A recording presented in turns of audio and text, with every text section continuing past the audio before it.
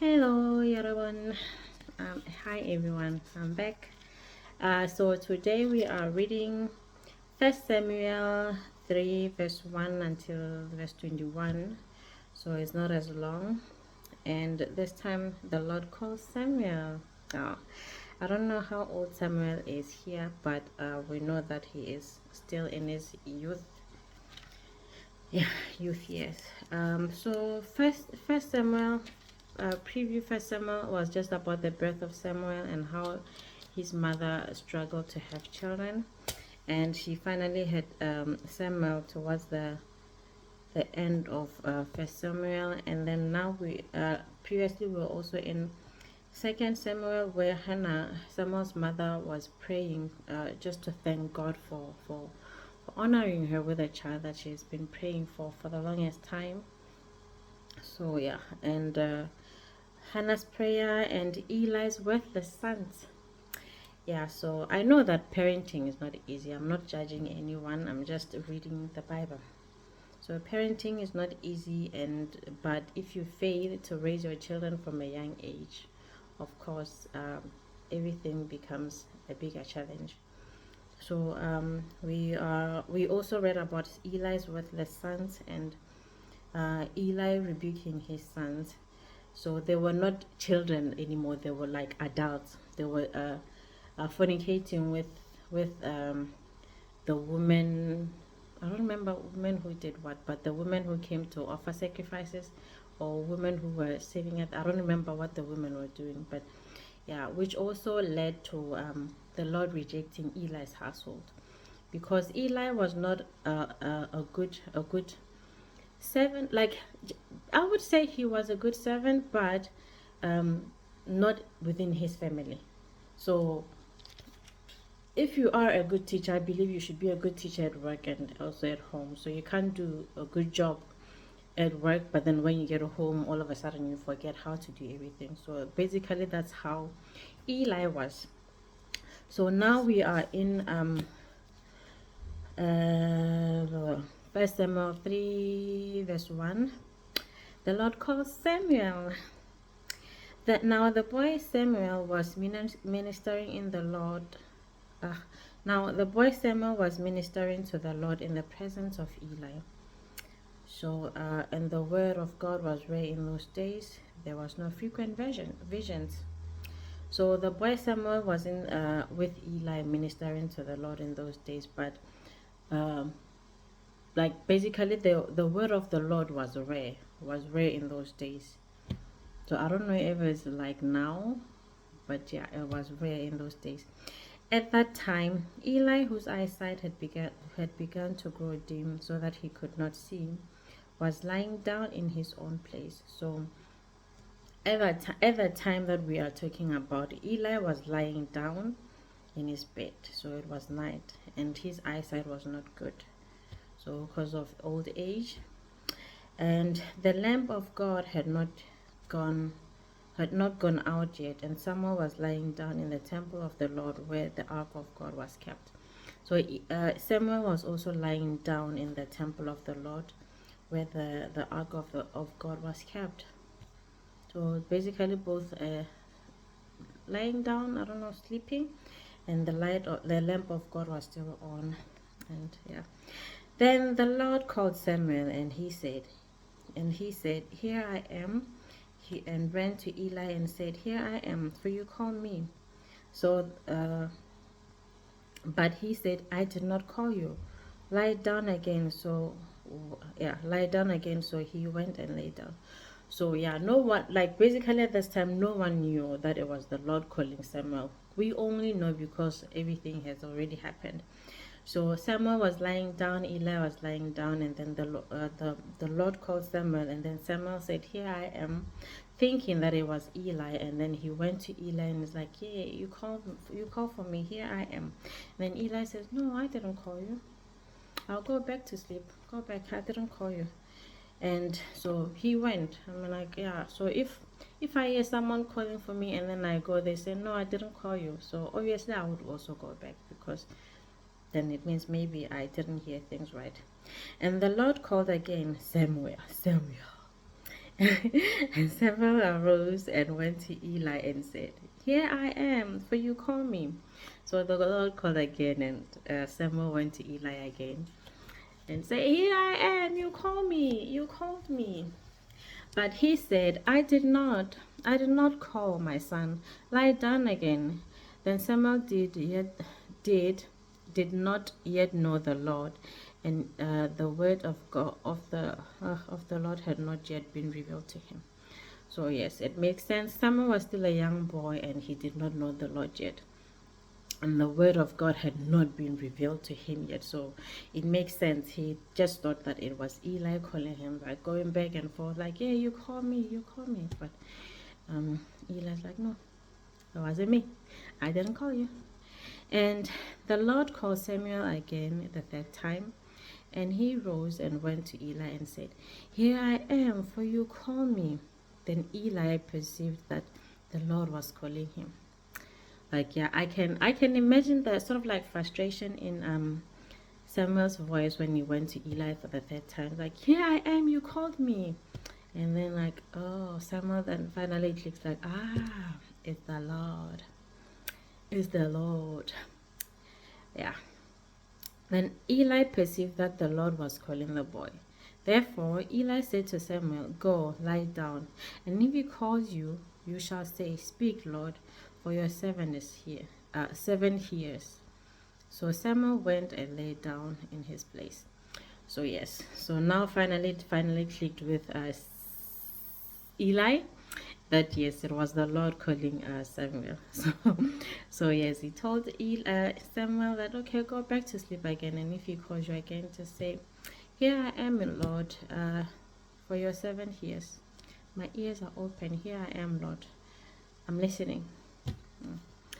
And Samuel went to lay down in his place, and the Lord came and stood calling at the other time. Like the other time. Ooh, I can imagine it. I can imagine it. And the Lord came and stood calling as the other times, "Samuel, Samuel." And Samuel said, "Speak, for your servant hears." Oh, I can imagine. So yeah, he went back to sleep again, and the Lord called him, and this time was like, okay, imagine God calling you by name, like, Frida, Frida, and you're like, "Yes, here I am, Lord, your servant is listening. I hear you, my Lord." Whew, yeah. Then and Samuel said, "Speak, for your servant hears." Then the Lord said to Samuel, "Behold, I'm about come down, come down." And the Lord said, "Behold, I am about to do a thing in Israel at which the 2 ears of everyone who hears it will tingle. Like, yes, behold, I'm about to do something that when everyone who hears this, their ears will tingle. Like, yeah. On that day, I will fulfill again. I will fulfill against Eli all that I have spoken concerning his house from beginning to end. And I declare to him that I am about to punish his house forever. Oh, forever, for the iniquities that he knew, because his sons were blaspheming God, and he did not restrain them. So imagine now the first time God speaks to you, he's telling you about how he's going to punish someone who is sort of like taking care of you. So now I can imagine how someone is going to feel about all of this. Like, yeah. But I also like that God is telling Samuel the plans that he has. Like, that's how close it kind of feels for me, that um you get so close to someone that they tell you their plans, like, "Yeah, this is what I was thinking, this is what I was thinking, what do you think?" I'm not saying that God is asking for Samuel's opinion, but I just feel like there's a closeness already. And I kind of like that already. Yeah. So yeah. So Verse 13 says, and I declare to him that I am about to punish his house forever for the iniquities that he knew, because his sons were blaspheming God, and he did not restrain them. So, I mean, this one we can all understand. I mean, we all read, I mean, if you were here or you also read, yeah, what happened, you know what happened. And Eli didn't do much. So at some point, you things have to happen. I mean, yeah, so yeah, therefore I swear to the house of Eli that the iniquities of Eli's house shall not be atoned for by sacrifice or offering forever. So there will not be a paying of cleansing, paying of sins. So this one is permanent. This one is for life. So there is no forgiveness, there's no atonement, there is no cleansing, what is that, recompense. There's nothing that can be done. Eli knew about this. He didn't do anything. So, which is sad, especially because he was serving God faithfully, but he was not a good steward to his family in a way. So yeah. And Samuel lay until morning. Then he opened the door of the house of the Lord, and Samuel was afraid to tell the vision to Eli. I can understand. I mean, this is your first vision, and God is telling you about punishing the guy who's taking care of you. So I can understand Samuel's frustration. But Eli called Samuel and said, Samuel, my son. And he said, here I am. And Eli said, what is it that the Lord told you? Do not hide it from me. May God do to you and more also if you hide anything from me of all that he told you. Yeah. Now, sir, Samuel has no reason. I mean, he can't hide behind anything now.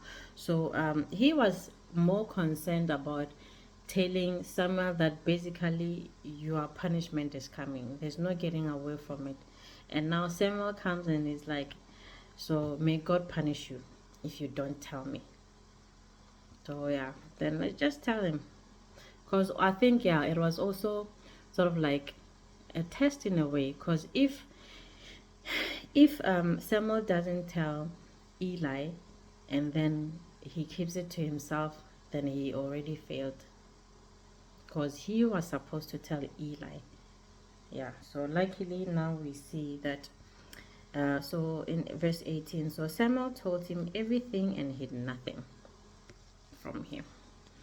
So Samuel told him, I mean, he had no choice. I mean, besides obeying God, and you also, like, there's obeying God. No, I'm not putting it aside. There is obeying God. You have to obey God, but now you also have to like obey this person that you are working under. So there's no getting away from this one. So he told him everything, and he said, it is the Lord. Let him do what seems good to him. So I mean, you can't do anything. I can sort of like feel the pain in Eli's words. It is the Lord. Let him do what seems good to him. I mean, nothing more to say. And Samuel grew, and the Lord was with him, and let none of his words fall to the ground. So basically everything that Samuel said came to pass, because the Lord was with him every step of the way. Every step of the way. And all Israel from Dan to Beersheba knew that Samuel was established as the prophet of the Lord. So yeah, God made it clear to everyone that this is my Samuel. And everyone saw, okay, that Samuel is a prophet of the Lord. He was established as a prophet of the Lord. So clear, done, dusted, simple. And the Lord appeared again at Shiloh, however you want to pronounce it, Shiloh, For the Lord revealed himself to Samuel at Shiloh by the word of God. Okay, that's verse 21. Let's go one more time. And the Lord appeared at Shiloh, for the Lord revealed himself to Samuel at Shiloh by the word of the Lord.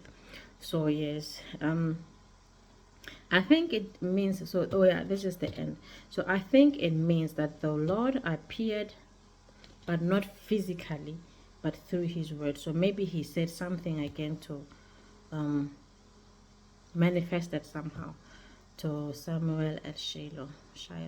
Okay, I'll just call it Shiloh or Shiloh, whatever comes to mind.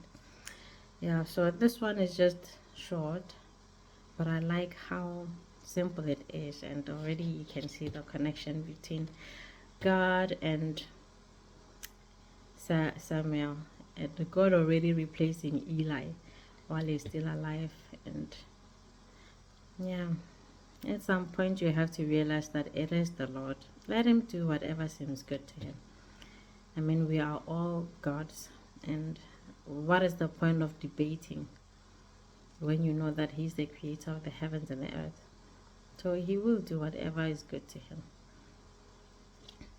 We are here just to serve and submit. But it's a good one. I'm not complaining. It's a good one. So that's it for today. See you next time.